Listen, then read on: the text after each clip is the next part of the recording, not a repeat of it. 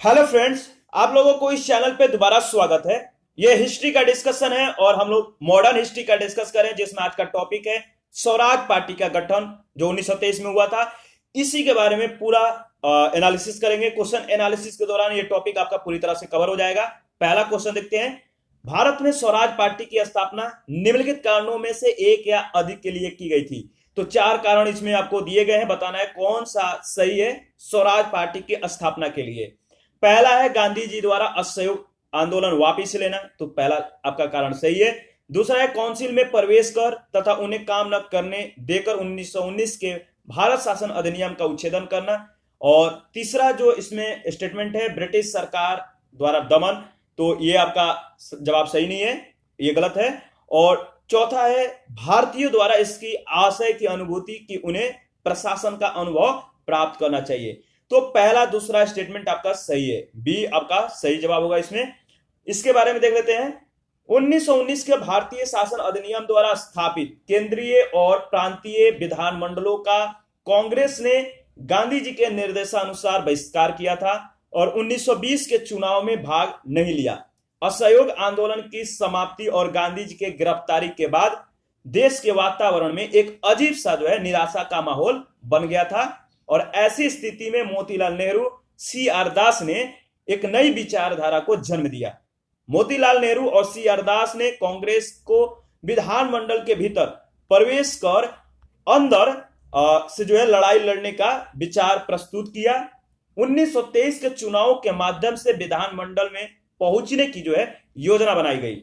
1922 में कांग्रेस के गया अधिवेशन में बहुमत के साथ इस योजना को अस्वीकार कर दिया गया। सी आर दास जो कि उस दौरान कांग्रेस के अध्यक्ष थे, इन्होंने कांग्रेस की अध्यक्षता से त्यागपत्र दे दिया और मार्च 1923 में मोतीलाल नेहरू के साथ मिलकर स्वराज पार्टी की स्थापना की। इस पार्टी का मुख्य उद्देश्य था चुनाव के माध्यम से काउंसिल में प्रवेश करना और उन्हें काम न करने देकर 1919 के भारत शासन अधिनियम का उच्छेदन करना था। क्वेश्चन नंबर सेकंड है, निम्न में से किसने स्वराज पार्टी निर्माण करने के लिए जो है कांग्रेस के अध्यक्ष पद से त्यागपत्र दे दिया था? तो सी आर दास ने दिया था, ये आपका सही जवाब है। क्वेश्चन नंबर थर्ड है, स्वराज पार्टी का गठन किसकी असफलता के बाद जो है शुरू हुआ था, यानी असहयोग आंदोलन की असफलता के बाद स्वराज पार्टी का गठन हुआ था? ये आपका सही जवाब है। असहयोग आंदोलन की असफलता के बाद स्वराज पार्टी जो है इसका गठन मार्च 1923 में सी आर दास और मोतीलाल नेहरू ने किया था। सी आर दास इसके अध्यक्ष थे और मोतीलाल नेहरू इसके महासचिव। स्वराज पार्टी ने अपने को कांग्रेस के अभिन्न हिस्से के रूप में प्रचारित किया, साथ ही अहिंसा और असहयोग के प्रति अपनी वचनबद्धता को दोहराया। क्वेश्चन नंबर 4 है, स्वराज पार्टी को संस्थापित किसने किया था? तो स्वराज पार्टी के संस्थापित जो किए थे, जिन लोगों ने किया था उनका नाम है सी आर दास और मोतीलाल नेहरू। तो सी आपका इसमें सही जवाब है। नेक्स्ट क्वेश्चन देखते हैं। क्वेश्चन नंबर 5 है, स्वराज दल की स्थापना किसने की? बताइए। तो स्वराज दल की स्थापना आपको पता है चित्तरंजन दास और मोतीलाल नेहरू ने किया था। डी आपका सही होगा, करेक्ट आंसर है। 6 नंबर क्वेश्चन में बताना है कि स्वराज पार्टी के गठन से जो संबंधित थे उनका नाम क्या है? तो सी आर दास और मोतीलाल नेहरू थे, यानी 2 और 4। डी आपका करेक्ट आंसर है। और 7 नंबर क्वेश्चन है, मोतीलाल नेहरू और सी आर दास द्वारा जो है 1923 में गठित पार्टी का क्या नाम था? तो स्वराज पार्टी था। सी आपका 7 का सी ऑप्शन है, करेक्ट आंसर है। क्वेश्चन नंबर 8 है, मोतीलाल नेहरू स्वराज दल के नेता थे, निम्न में से कौन दल में नहीं थे? तो सी राजगोपालचारी जो है इस दल से नहीं जुड़े हुए थे। आपका 8 का डी ऑप्शन सही है। और इसके बारे में देख लेते हैं। सी राजगोपालचारी स्वराज दल के नेता नहीं थे और इन्हीं के नेतृत्व में जो है परिवर्तन विरोधियों ने दिसंबर 1922 में कांग्रेस के गया अधिवेशन में परिवर्तन समर्थकों को पराजित किया, जिसके बाद सी आर दास और मोतीलाल नेहरू ने मिलकर 1923 में स्वराज पार्टी की स्थापना की। श्रीनिवास अयंगर ये मद्रास प्रांत स्वराज पार्टी के संस्थापक थे। एनसी केलकर जो है स्वराज दल के अन्य प्रमुख नेता थे। 1925 में विठल भाई पटेल का सेंट्रल लेजिस्लेटिव असेंबली का अध्यक्ष चुना जाना स्वराजियों का एक महत्वपूर्ण उपलब्धि थी। 9 नंबर क्वेश्चन है, निम्न में से कौन एक स्वराज पार्टी से संबंधित नहीं थे? तो राजेंद्र प्रसाद। आपका डी करेक्ट आंसर है। स्वराज पार्टी की स्थापना मार्च 1923 में सीआर दास तथा मोतीलाल नेहरू ने की। एनसी केलकर भी जो है स्वराज पार्टी से संबंधित थे। डॉक्टर राजेंद्र प्रसाद गांधी जी के समर्थक थे और स्वराज पार्टी के ये समर्थक नहीं थे। क्वेश्चन नंबर 10 है, निम्नलिखित में से कौन देश बंधु के नाम से प्रसिद्ध हैं? तो इसमें जो देश बंधु के नाम से प्रसिद्ध हैं वो है चित्तरंजन दास। बी आपका सही जवाब है। चित्तरंजन दास को देश बंधु के नाम से जाना जाता है। देश बंधु का तात्पर्य द फ्रेंड ऑफ नेशन, ठीक है। चित्तरंजन दास इंग्लैंड से जो है वकालत की पढ़ाई करने के बाद ये स्वदेश वापस आके बैरिस्टर हो गए थे और वकील के रूप में इनकी सबसे बड़ी जो सफलता है वो है अलीपुर बम कांड केस में अरविंद घोष का बचाव करना। उन्होंने मोतीलाल नेहरू के साथ मिलकर जो है स्वराज पार्टी की स्थापना की थी। तो इनके बारे में 2-4 पॉइंट जो है इंपॉर्टेंट है, याद रखिएगा। 11 नंबर क्वेश्चन है, स्वराज आम जनता के लिए होना चाहिए, केवल वर्गों के लिए नहीं, के प्रसिद्ध सूत्र की घोषणा की किसने की थी? तो सीआर दास ने। ये आपका सही जवाब है। देशबंधु चित्तरंजन दास, जिसे हम सीआर दास भी कहते हैं, इन्होंने कहा था स्वराज आम जनता के लिए होना चाहिए, केवल मतलब वर्गों के लिए नहीं, ठीक है।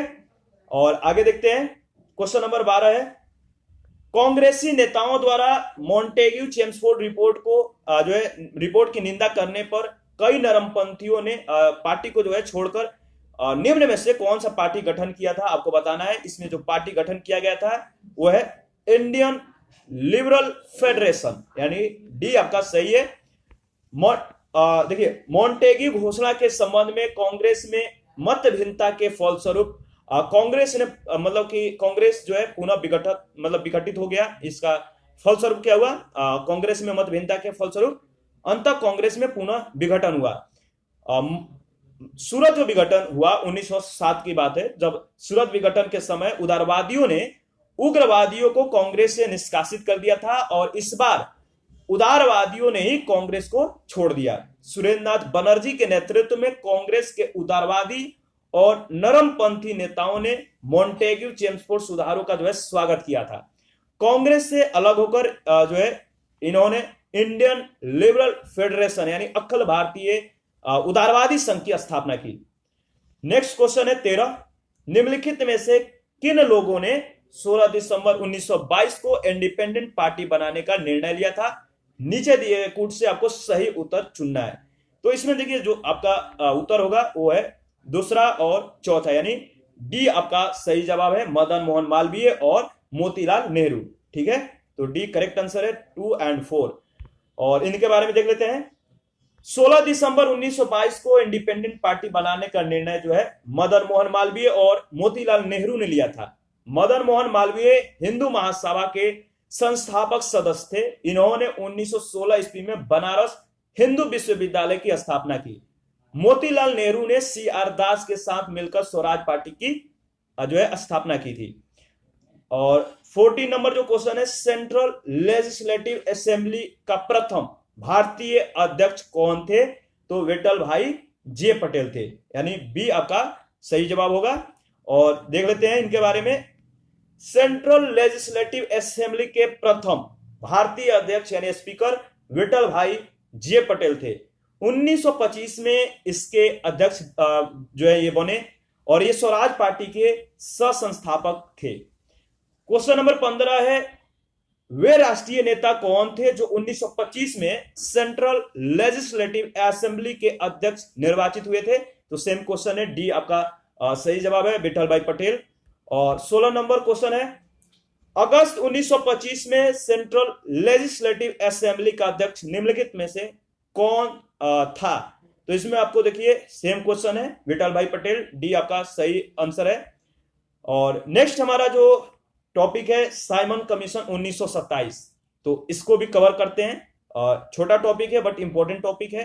पहला क्वेश्चन देखते हैं, साइमन कमीशन भारत किस वर्ष आया था? तो साइमन कमीशन भारत जो है 1928 में आया। आपका बी करेक्ट आंसर है। इसके बारे में देख लेते हैं जो इंपॉर्टेंट है। 1919 ईस्वी के मॉन्टेग्यू चेम्सफोर्ड एक्ट में 10 वर्ष पर जो है इसकी समीक्षा के लिए एक संवैधानिक आयोग के गठन का जो है प्रावधान किया गया था। आयोग को यह देखना था कि यह अधिनियम जो है व्यवहार में कहां तक सफल रहा और उत्तरदायी शासन की दिशा में कहां तक प्रगति करने की स्थिति में है।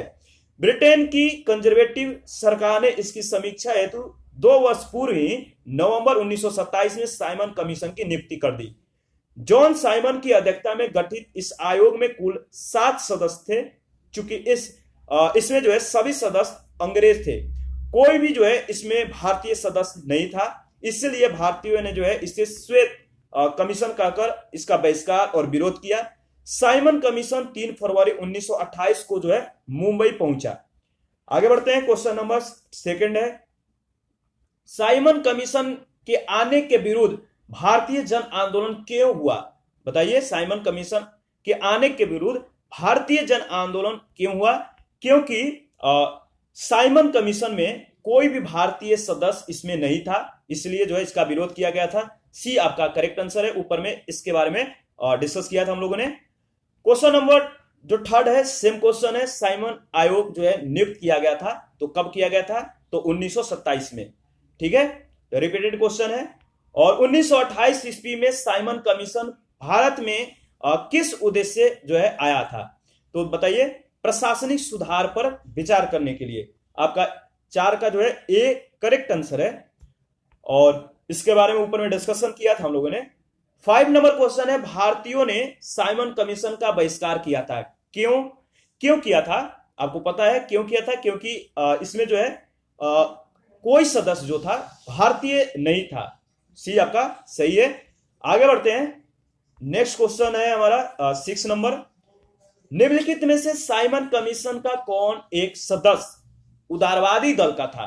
तो देखिए, सर जॉन साइमन जो थे इस कमीशन में एक सदस्य ये थे जो उदारवादी दल के थे। ये आपका सही जवाब है।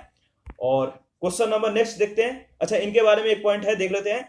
साइमन कमीशन जो थे, साइमन कमीशन के अध्यक्ष जो थे वो सर जॉन साइमन उदारवादी दल के सदस्य थे, जबकि भारत की स्वतंत्रता 1947 के समय ब्रिटिश प्रधानमंत्री क्लेमेंट एटली जो है इस कमीशन में श्रमिक दल के सदस्य के रूप में शामिल थे, यानी लेबर पार्टी के सदस्य के रूप में ये शामिल थे, क्लेमेंट एटली। ये मतलब कि कह सकते हैं कि भारत की स्वतंत्रता के समय ब्रिटिश प्रधानमंत्री थे, तो याद रखना है। 7 नंबर क्वेश्चन है, किसके सुझाव पर भारतीयों को साइमन कमीशन से बाहर रखा गया था? तो लॉर्ड इरविन के सुझाव पे। डी आपका सही जवाब है। लॉर्ड इरविन के सुझाव पर भारतीयों को साइमन कमीशन से बाहर रखा गया था। उल्लेखनीय है कि साइमन कमीशन वर्ष 1928 में भारत पहुंचा था। इसके यानी इसमें कोई सदस्य जो है भारतीय नहीं होने के कारण जो है इसके विरोध में भारत में जो है व्यापक विरोध प्रदर्शन किया गया। इसका जो है 1-2 पॉइंट बहुत इंपॉर्टेंट है जो आपको याद रखना है कि जो साइमन कमीशन है कब भारत आया था, कब इसको पारित किया गया था, इसके अध्यक्ष कौन थे। ठीक है, और आगे बढ़ते हैं, 8 नंबर क्वेश्चन देखते हैं। इसमें देखिए आपको कथन ए जो कह रहा है कि कांग्रेस ने साइमन आयोग का बहिष्कार किया था, और कारण आर कह रहा है साइमन आयोग में एक भी सदस्य भारतीय नहीं था। बताइए इसमें कौन सा सही है? तो देखिए इसमें आपका जो है पहला और दूसरा दोनों सही है, और जो आर है सही व्याख्या है एक की, तो इसमें आपका ए करेक्ट आंसर है। आगे बढ़ते हैं, क्वेश्चन नंबर 9 में पूछा गया है कि निम्नलिखित कथनों में से कौन साइमन कमीशन के संबंध में सही है? तो 4 स्टेटमेंट है, आपको बताना है जो नीचे कुट दिए गए हैं उसमें कौन कौन सा सही है। पहला है, इसकी जो नियुक्ति है 1919 एक्ट के क्रियान्वयन के पूछताछ के लिए की गई थी। दूसरा है, इसके अध्यक्ष सर जॉन साइमन थे। तीसरा, उसने संघीय प्रकार की सरकार के लिए जो है संस्तुति की थी। और चौथा स्टेटमेंट है, भारतीय नेताओं ने उसका विरोध किया था। तो इसमें देखिए जो कूट है आपका मतलब उपयुक्त सही है, पहला, दूसरा, तीसरा और चौथा चारों स्टेटमेंट सही है, तो डी आपका सही इसमें ऑप्शन होगा। क्वेश्चन नंबर, अच्छा इसके बारे में पहले डिस्कस कर लेते हैं, फिर नेक्स्ट क्वेश्चन देखेंगे। भारत सरकार भारत सरकार अधिनियम जो 1919 है, इसके एक प्रावधान के अनुसार मतलब कि इसके अनुसार इस अधिनियम के पारित होने के 10 वर्ष पर एक संवैधानिक कमीशन की नियुक्ति की जानी थी, जिसे 1919 के अधिनियम के कार्य संचालन की जांच पड़ताल करनी थी और आवश्यक होने पर जो है भावी सुधारों को प्रस्तावित करना था। इसी उद्देश्य से नवंबर 1927 में साइमन कमीशन का गठन किया गया था। साइमन कमीशन में ब्रिटिश संसद के 7 सदस्य थे। जॉन साइमन इसके अध्यक्ष बन गए थे और इस कमीशन में कोई भी भारतीय सदस्य नहीं था। फलस्वरूप भारतीय नेताओं द्वारा इसके विरोध का जो है निर्णय लिया गया। साइमन आयोग का प्रस्ताव था कि केंद्रीय विधानमंडल को पुनर्गठित किया जाए, जिसमें एक इकाई की भावना को छोड़कर जो है संघीय भावना हो और इसके सदस्य परोक्ष पद्धति से प्रांतीय विधानमंडल द्वारा चुने जाएं। 3 फरवरी 1928 को जिस दिन साइमन कमीशन मुंबई पहुंचा, उस दिन देशव्यापी हड़ताल आयोजित की गई। कमीशन जहां कहीं भी गया वहां पे पूर्ण हड़ताल जो है रखी गई। साइमन वापस जाओ के नारे के साथ जो है जुलूस निकाले गए और इसका बहिष्कार किया गया। क्वेश्चन नंबर 10 है, साइमन कमीशन की सिफारिश के संदर्भ में निम्नलिखित में से कौन सा कथन सही है? पहला है, इसने प्रांतों में द्वैध शासन को उत्तरदायी सरकार द्वारा प्रस्तावित करने की संतुति की। दूसरा है, इसने गृह विभाग के अधीन अंतर प्रांतीय परिषद स्थापित करने का सुझाव दिया। और तीसरा है, इसने केंद्र में द्विसदन विधायिका के उन्मूलन का सुझाव दिया। और डी इसमें जो नेक्स्ट है, इसने भारतीय पुलिस सेवा इस प्रावधान के साथ सृजित करने की संतुति की कि ब्रिटिश भर्ती का भारतीय भर्ती की तुलना में वेतन और भत्ता अधिक होगा। इसमें देखिए पहला जो है आपका सही जवाब है। प्रश्नगत विकल्प में साइमन कमीशन ने प्रांतीय क्षेत्र में द्वैध शासन को प्रस्थापित कर वहां पर जो है उत्तरदायी सरकार गठित करने की संतुति की थी। अन्य विकल्प के जो कथन है इस मतलब साइमन कमीशन की सिफारिश के संदर्भ में सही नहीं है। 11 नंबर क्वेश्चन है, लाला लाजपत राय घायल हुए थे, तो साइमन कमीशन के विरोध में हुए लाठी चार्ज में ये घायल हो गए थे। ये आपका करेक्ट आंसर है और इनके बारे में इंपॉर्टेंट है तो 2-4 देख लेते हैं। 2-4 पॉइंट जो है बनता है इसमें। भारतीय राष्ट्रीय कांग्रेस ने दिसंबर 1927 में मद्रास में हुए अधिवेशन में साइमन कमीशन का विरोध करने का जो है निर्णय लिया गया। 3 फरवरी 1928 को साइमन कमीशन बंबई पहुंचा। तो याद रखना है कि यह मुंबई कब पहुंचा था, मतलब कैसे मस्ट पॉइंट है। और उस दिन देशव्यापी हड़ताल का आयोजन हुआ था। कमीशन जहां भी गया वहां पे पूर्ण हड़ताल रखी गई थी और साइमन कमीशन वापस जाओ के नारे के साथ जो है जुलूस निकाले गए। लाहौर में साइमन कमीशन विरोधी जुलूस का नेतृत्व करते समय जो है पुलिस के लाठीचार्ज में लाला लाजपत राय गंभीर रूप से घायल हो गए। पुलिस द्वारा की गई इस बर्बरतापूर्ण पिटाई के कारण ही जो है लाला लाजपत राय की मृत्यु हो गई थी। मरने से पूर्व उन्होंने कहा था, मेरे ऊपर किए गए लाठियों का एक एक प्रहार ब्रिटिश सरकार के ताबूत के आखिरी किल साबित होगा। 12 नंबर क्वेश्चन है, पंजाब केसरी की उपाधि किसको दी गई थी? बताइए। तो पंजाब केसरी की उपाधि लाला लाजपत राय को दी गई थी। सी आपका सही जवाब है। लाला लाजपत राय पंजाब के प्रमुख राजनीतिक नेता थे जिन्होंने ब्रिटिश राज के विरुद्ध स्वतंत्रता आंदोलन का नेतृत्व किया था और उन्हें पंजाब केसरी की उपाधि से नवाजा गया था। और आगे बढ़ते हैं। नेक्स्ट क्वेश्चन है 13। कथन ए कह रहा है कि 1928 में लाहौर में लाला लाजपत राय के नेतृत्व में साइमन कमीशन का विरोध आयोजित किया गया था। कारण आर कह रहा है कि साइमन कमीशन में एक भी भारतीय सदस्य शामिल नहीं था। आपको पता है क्योंकि ऊपर में इसके बारे में अच्छे से डिस्कस किया है हम लोगों ने। तो देखिए इसका उत्तर होगा पहला, यानी मतलब कि ए आपका सही जवाब है। ए और दोनों कथन सत्य हैं और ए की सही व्याख्या आर करता है। ठीक है, कैसे करता है तो देख लेते हैं। देखिए साइमन कमीशन 3 फरवरी 1928 को इंग्लैंड से बंबई पहुंचा। इस कमीशन में सभी सदस्य अंग्रेज थे, एक भी भारतीय नहीं थे, इसीलिए इसका देशव्यापी विरोध जो है किया गया। लाहौर में लाला लाजपत राय ने साइमन कमीशन के विरोध का जो है नेतृत्व किया था। इसी दौरान पुलिस की लाठी से घायल होने के कारण उनकी मृत्यु हो गई और इस प्रकार अभिकथन और कारण दोनों सही है। कारण अभिकथन की सही व्याख्या करता है। ठीक है, नेक्स्ट क्वेश्चन है 14। नेहरू रिपोर्ट तैयार की थी, किसने तैयार किया था? तो इसमें ए आपका सही जवाब है, एम एल नेहरू ने। साइमन कमीशन 1927 के प्रत्युत्तर में नेहरू रिपोर्ट 1928 में जो है तैयार की गई थी, जिसमें भारत के एक नए डोमिनियन संविधान का जो है खाका खींचा गया था, जिससे इसे तैयार करने के लिए जो है सर्वदलीय समिति के अध्यक्ष मोतीलाल नेहरू थे, इस दल में थे। मतलब इसने मोतीलाल नेहरू जो है तैयार करने वाले सर्वदलीय समिति के अध्यक्ष थे। जवाहरलाल नेहरू इसके सचिव थे। 2 मुस्लिम सहित जो है कुल 9 अन्य लोग जो है इस समिति के सदस्य थे। क्वेश्चन नंबर 15 है, निम्नलिखित में से किसने सर्वप्रथम भारत के लिए औपनिवेशिक स्वराज की मांग की थी? तो आपका इसमें जो है सी ऑप्शन सही है, सर तेज बहादुर सप्रू और जयकर ने। और इनके बारे में देख लेते हैं। देखिए जो 2-4 पॉइंट है इंपॉर्टेंट है, ध्यान दीजिएगा।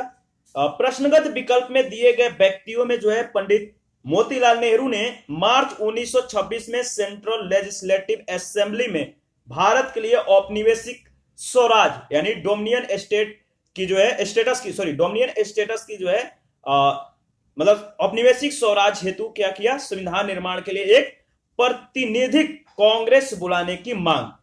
और प्रश्न में उनके साथ जो है गोविंद बल्लभ पंत और इनका नाम दिया गया, और जो इससे जो है संबंधित नहीं थे। इस प्रश्न का उत्तर जो है विकल्प सी होगा, क्योंकि तेज बहादुर सप्रू और जयकर नेहरू रिपोर्ट तैयार करने वाली समिति जिसका अध्यक्ष मोतीलाल नेहरू थे इसमें शामिल थे, जिसमें भारत के लिए औपनिवेशिक स्वराज की मांग रखी गई थी। 16 नंबर क्वेश्चन है, भारतीय स्वतंत्रता आंदोलन के काल के संदर्भ में नेहरू रिपोर्ट में निम्नलिखित में से किसकी या किस किसकी जो है अनुशंसा की गई थी? तो बताइए। पहला है भारत के लिए पूर्ण स्वतंत्रता, दूसरा है अल्पसंख्यकों हेतु आरक्षित स्थानों के लिए संयुक्त निर्वाचन क्षेत्र, और तीसरा है संविधान में भारतीयों के लिए मौलिक अधिकारों का प्रावधान। तो इसमें देखिए 16 का जो है आपका बी विकल्प सही है, दूसरा और तीसरा इसमें सही है। नेहरू रिपोर्ट 1928 में भारत के लिए पूर्ण स्वतंत्रता के स्थान पे डोमिनियन स्टेटस यानी अधिराज्य का दर्जा की जो है बात कही गई थी। इसमें सांप्रदायिक आधार पे पृथक निर्वाचन मंडलों के स्थान पे अल्पसंख्यकों के लिए जो है आरक्षित स्थानों के लिए संयुक्त निर्वाचन क्षेत्रों का प्रस्ताव किया गया था। साथ ही इसके साथ प्रस्तावित संविधान में भारतीयों के लिए भाषण देने, समाचार पत्र निकालने, सभाएं करने, संगठन बनाने आदि की स्वतंत्रता के अधिकार सहित मौलिक अधिकारों का भी प्रावधान किया गया था। इस प्रकार कथन जो है पहला गलत है, जबकि दूसरा तीसरा सही हो जाता है। 17 नंबर क्वेश्चन है, निम्न में से कौन 1928 में इंडिपेंडेंस फॉर इंडियन लीग के गठन से संबंध थे? तो 1928 में जो इंडिपेंडेंस फॉर इंडिया लीग के गठन हुआ था, इससे संबंधित जो लोग थे, इसमें आपका पहला दूसरा सही है, यानी जवाहरलाल नेहरू और सुभाष चंद्र बोस। तो सी आपका सही जवाब है। आगे बढ़ते हैं, इनके बारे में देख लेते हैं। 1928 में इंडिपेंडेंस फॉर इंडिया लीग का गठन जो है जवाहरलाल नेहरू द्वारा मतलब जवाहरलाल नेहरू और सुभाष चंद्र बोस ने मिलकर किया था, और इस लीग का जो उद्देश्य था डोमिनियन स्टेटस से आगे पूर्ण स्वतंत्रता की मांग को मुखर करना। इंडिपेंडेंस लीग ने ब्रिटिश राज के विरुद्ध प्रगतिशील शक्तियों को संगठित करने में महत्वपूर्ण कार्य किया। इसके बाद हमारा जो 18 नंबर जो क्वेश्चन है, रिक्त स्थानों की पूर्ति करना है। डॉट डॉट में जो आपका सही जवाब होगा उसको भरना है। नेहरू रिपोर्ट डॉट डॉट की अध्यक्षता में एक कमेटी द्वारा तैयार किया गया था, और इसका विषय था क्या था? तो देखिए इसमें जो होगा आपका नेहरू रिपोर्ट जो है मोतीलाल नेहरू द्वारा तैयार किया गया था, और कमेटी द्वारा तैयार किया गया था, मतलब नेहरू रिपोर्ट, और इसका जो विषय था भारत में मतलब कि संवैधानिक व्यवस्थाएं। तो सी आपका सही है। याद रखना है कि नेहरू रिपोर्ट किसने तैयार किया था और इसका जो उद्देश्य था, जो विषय था, क्या था। साइमन आयोग को नियुक्त करने वाले अनुदारपंथी राज्य सचिव लॉर्ड बिर्केनहेड के अनुसार भारतीय लोग जो थे संवैधानिक सुधार के लिए ठोस प्रस्ताव बनाने में असमर्थ थे। उन्होंने कहा कि भारतीय ऐसा संविधान बनाने में असमर्थ हैं जिसको सभी भारतीयों का व्यापक राजनीतिक समर्थन प्राप्त हो। इस चुनौती को भारतीयों द्वारा स्वीकार किया गया और एक योजना को जो है अंतिम रूप देने के लिए फरवरी, मई और अगस्त 1928 में सर्वदलीय अधिवेशन आयोजित किया गया। मोतीलाल नेहरू जो है इसके अध्यक्ष और साथ में 8 सदस्यीय समिति के साथ इन्होंने जो है अगस्त 1928 में जो है यह प्रस्ताव संविधान का प्रारूप बन गया, मतलब संविधान का प्रारूप जो था प्रस्तुत किया गया और इसको मोतीलाल नेहरू के नाम पर नेहरू रिपोर्ट का नाम जो है मतलब बाद में जो है जाना गया था। और मोतीलाल नेहरू ही जो इस कहने का मतलब मोतीलाल नेहरू जो थे ये इस रिपोर्ट के लेखक थे। इसने किसने, मोतीलाल नेहरू ने सांप्रदायिक आधार पे अलग निर्वाचन मंडल की मांग को जो है अस्वीकार किया था। इस रिपोर्ट के जो लेखक थे मोतीलाल नेहरू, इसमें से जो है इसमें सांप्रदायिक आधार पे यानी नेहरू रिपोर्ट में जो है सांप्रदायिक आधार पे अलग से निर्वाचन मंडल की मांग को स्वीकार नहीं किया गया। इस रिपोर्ट में डोमिनियन स्टेटस की मांग की गई थी और इसके अतिरिक्त अन्य सिफारिश की गई थी, जैसे सब वयस्कों के लिए, जो भी वयस्क हैं इनके लिए मताधिकार हो, महिलाओं के लिए समान अधिकार और यूनियन यानी संगठन बनाने की स्वतंत्रता और धर्म का हर प्रकार से राज्य से पृथक्करण। क्वेश्चन नंबर 19 है, मुस्लिम लीग के निम्नलिखित में से किस अधिवेशन में मोहम्मद अली जिन्ना ने अपना 14 सूत्री जो है प्रस्ताव रखा था? तो 1929 में। सी आपका सही जवाब है। नेक्स्ट क्वेश्चन हमारा है क्वेश्चन नंबर, अच्छा इसके बारे में 1-2 पॉइंट है, फिर 20 नंबर को एनालिसिस करेंगे। 28 मार्च 1929 को दिल्ली में मुस्लिम लीग का अधिवेशन हुआ जिसमें जिन्ना ने नेहरू रिपोर्ट यानी 1928 में जो नेहरू रिपोर्ट आया था, मतलब कि जो 1928 का नेहरू रिपोर्ट था, इसके विरोध स्वरूप 14 सूत्रीय प्रस्ताव जो है मोहम्मद अली जिन्ना द्वारा रखा गया था। नेहरू रिपोर्ट जो है इसमें संयुक्त रूप से चुनाव लड़ने की बात कही गई थी, जबकि इसमें चुनाव क्षेत्र की मांग की गई थी।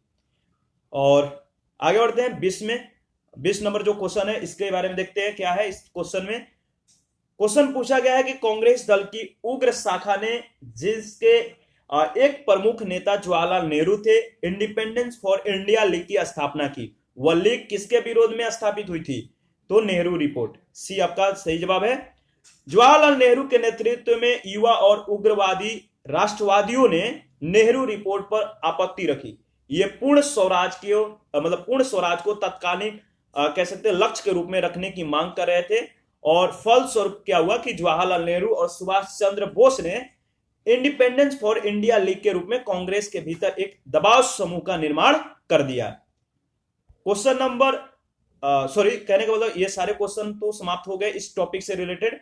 और नेक्स्ट हमारा टॉपिक है कांग्रेस का लाहौर अधिवेशन, पूर्ण स्वराज का प्रस्ताव 1929। यह टॉपिक जो है बहुत इंपॉर्टेंट है, इसको भी कोशिश करते हैं पूरा कवर करने की। चलिए क्वेश्चन एनालिसिस करते हैं। पहला इस क्वेश्चन में पहला जो क्वेश्चन में पूछा गया है, भारतीय स्वतंत्रता संग्राम के दौरान निम्नलिखित में से किसने प्रस्तावित किया कि स्वराज को सभी प्रकार के विदेशी नियंत्रण से मुक्त संपूर्ण स्वतंत्रता के रूप में परिभाषित किया जाए? तो मौलाना हसरत मोहानी जो है इसका सही जवाब है। बी आपका करेक्ट है। 1921 ईस्वी में अहमदाबाद अधिवेशन में मौलाना हसरत मोहानी ने प्रस्तावित किया था कि स्वराज को सभी प्रकार के विदेशी नियंत्रण से मुक्त संपूर्ण स्वतंत्रता और पूर्ण स्वराज के रूप में परिभाषित किया जाए और इसे कांग्रेस का लक्ष्य माना जाए। 1921 ईस्वी में कांग्रेस के अहमदाबाद अधिवेशन के अध्यक्ष CR दास चुने गए थे, किंतु उनके जेल में होने के कारण हकीम अजमल खान ने इस अधिवेशन की अध्यक्षता की थी। क्वेश्चन नंबर सेकंड है, 1921 के अहमदाबाद अधिवेशन में निम्नलिखित नेताओं में से किसने पूर्ण स्वराज को कांग्रेस का लक्ष्य जो है मनाने का प्रस्ताव रखा? बताइए। तो इसमें पहला है अबुल कलाम आजाद, दूसरा हसरत मोहानी और तीसरा जो इसमें है जवाहरलाल नेहरू और चौथा जो ऑप्शन है मोहनदास करमचंद गांधी। तो बी ऑप्शन आपका सही है, हसरत मोहानी। क्वेश्चन नंबर थर्ड है, कांग्रेस ने कब पहली बार भारत की स्वतंत्रता का प्रस्ताव पारित किया था? तो 1929 में। आपका ए ऑप्शन सही है। कांग्रेस के कलकत्ता अधिवेशन 1928 में ब्रिटिश सरकार को यह अल्टीमेटम दिया गया कि वह 1 वर्ष में नेहरू रिपोर्ट स्वीकार कर ले या कांग्रेस द्वारा प्रारंभ किए जाने वाले जन आंदोलन का सामना करे। निर्धारित समय सीमा में जो है सरकार द्वारा कोई निश्चित उत्तर नहीं मिलने के कारण जो है दिसंबर 1929 में जवाहरलाल नेहरू की अध्यक्षता में कांग्रेस का ऐतिहासिक लाहौर अधिवेशन हुआ, जिसमें संबंधित प्रस्ताव पारित होने के बाद पंडित जवाहरलाल नेहरू ने पूर्ण स्वराज का लक्ष्य घोषित किया। जैसे ही 31 दिसंबर 1929 को मध्यरात्रि का घंटा बजा, कांग्रेस अध्यक्ष पंडित जवाहरलाल नेहरू ने लाहौर में रावी नदी के तट पर भारतीय स्वतंत्रता का जो है झंडा यानी तिरंगा फहरा दिया। कांग्रेस कार्य समिति द्वारा 2 जनवरी 1930 की अपनी बैठक में यह निर्णय लिया गया कि 26 जनवरी 1930 का दिन पूर्ण स्वराज दिवस के रूप में मनाया जाएगा और 26 जनवरी को प्रत्येक वर्ष जो है पूर्ण स्वाधीनता दिवस के रूप में होगा। तो 26 जनवरी जो है प्रत्येक वर्ष पूर्ण स्वाधीनता दिवस के रूप में मनाया जाता है और 26 जनवरी 1930 के दिन जो है पूर्ण स्वराज दिवस के रूप में मनाया गया था। तो आपको याद रखना है कि जो पूर्ण स्वराज दिवस है कब मनाया जाता है। क्वेश्चन नंबर 4 है, पूर्ण स्वराज का प्रस्ताव लाहौर कांग्रेस में जो है पारित किया गया था कब? तो 1929 में, आपका बी करेक्ट आंसर है। और 5 नंबर है, निम्नलिखित में से किस एक ने भारतीय राष्ट्रीय कांग्रेस के उस अधिवेशन की अध्यक्षता की थी जिसमें पूर्ण स्वराज का प्रस्ताव पारित हुआ था? बताइए किसने किया था? ए है दादा भाई नौरोजी, बी जवाहरलाल नेहरू और सी ऑप्शन है लाला लाजपत राय और डी सुरेंद्र नाथ बनर्जी। तो जवाहरलाल नेहरू आपका सही जवाब होगा, बी ऑप्शन आपका सही है। क्वेश्चन नंबर 6 है, कांग्रेस के 1929 के लाहौर अधिवेशन में कांग्रेस का लक्ष्य पूर्ण स्वराज किसके द्वारा घोषित किया गया था? तो जवाहरलाल नेहरू द्वारा। सी आपका सही जवाब है। क्वेश्चन नंबर 7 है, 31 दिसंबर 1929 को अर्धरात्रि में भारतीय राष्ट्रध्वज को किसने फहराया था? तो 1929 को कि अर्धरात्रि कहे या मध्यरात्रि कहे, इसमें भारतीय राष्ट्रध्वज को जवाहरलाल नेहरू ने फहराया था। कहां पे फहराया था आपको पता है? वो ऊपर में इसके बारे में हम लोगों ने डिस्कस किया था, तो आपको कमेंट में बताना है कहां पर फहराया गया था। तो इसका फिलहाल जो है 7 का डी सही जवाब है। और क्वेश्चन नंबर 8 है, स्वतंत्रता का नवग्रहित तिरंगा पहली बार कब लहराया गया? बताइए कब लहराया गया? तो 31 दिसंबर 1929 को। किसके तट पे, किस नदी के तट पे? बताइए, कमेंट करिए। क्वेश्चन नंबर 9 है, भारतीय राष्ट्रीय कांग्रेस के निम्नलिखित अधिवेशन में से किस एक की अध्यक्षता जवाहरलाल नेहरू ने सर्वप्रथम की थी? तो लाहौर अधिवेशन 1929 की किया था इन्होंने, और इसके बारे में 1-2 पॉइंट है। भारतीय राष्ट्रीय कांग्रेस के लाहौर अधिवेशन 1929 की अध्यक्षता जवाहरलाल नेहरू ने की थी। इस अधिवेशन में पूर्ण स्वराज का प्रस्ताव पारित कर दिया गया था और 26 जनवरी को स्वतंत्रता दिवस मनाने का निश्चय किया गया। ठीक है, नेक्स्ट क्वेश्चन है 10, भारतीय राष्ट्रीय कांग्रेस का लाहौर अधिवेशन 1929 इतिहास में इसलिए बहुत प्रसिद्ध है क्योंकि क्यों प्रसिद्ध है? तो देखिए, इसमें आपको 3 स्टेटमेंट है बताना है। पहला है, कांग्रेस ने पूर्ण स्वराज की मांग का एक संकल्प पारित किया। दूसरा है, इस अधिवेशन में जो है उग्रवादियों और उदारवादियों के बीच झड़पे को जो है सुलझा लिया गया। तीसरा है, इस अधिवेशन में दो राष्ट्रों की जो मांग थी, इसके सिद्धांत को अस्वीकार करते हुए एक संकल्प पारित किया गया। तो इसमें जो है आपका सही जवाब ए ऑप्शन है, यानी पहला स्टेटमेंट है। और जवाहरलाल नेहरू की अध्यक्षता में देखिए 1929 में लाहौर के रावी नदी के तट पे कांग्रेस का वार्षिक अधिवेशन आयोजित किया गया। इस अधिवेशन में ऐतिहासिक पूर्ण स्वराज की मांग का संकल्प पारित किया गया। वर्ष 1930 की 26 जनवरी को प्रथम स्वाधीनता दिवस मनाया गया तथा उस वर्ष से प्रतिवर्ष जो है 26 जनवरी को स्वाधीनता दिवस मनाया जाने लगा। क्वेश्चन नंबर 11 है, स्वतंत्रता आंदोलन के इतिहास में भारतीय राष्ट्रीय कांग्रेस का 1929 का अधिवेशन इसलिए महत्वपूर्ण है क्योंकि इस अधिवेशन में बताना है कि जो 4 स्टेटमेंट है कौन सा सही होगा। पहला, कांग्रेस के उद्देश्य के तौर पे जो है स्वशासन प्राप्ति की घोषणा की गई। दूसरा है, कांग्रेस के लक्ष्य के तौर पे पूर्ण स्वराज प्राप्ति को स्वीकृत किया गया। तीसरा है, असहयोग आंदोलन का आरंभ होना। और डी है, लंदन में गोलमेज गोलमेज सम्मेलन में भागीदारी करने का निर्णय लिया गया। तो देखिए इसमें बी ऑप्शन आपका सही है। कांग्रेस के लक्ष्य के तौर पे पूर्ण स्वराज प्राप्ति को जो है स्वीकृत किया गया। क्वेश्चन नंबर 12 है, निम्नलिखित भारतीय राष्ट्रीय कांग्रेस के अधिवेशन में से किस कांग्रेस का लक्ष्य जो था पूर्ण स्वराज घोषित करना था? बताइए किस अधिवेशन में? तो देखिए लाहौर के अधिवेशन में जो था पूर्ण स्वराज घोषित किया जाना इसका लक्ष्य था। तो ए ऑप्शन आपका सही है।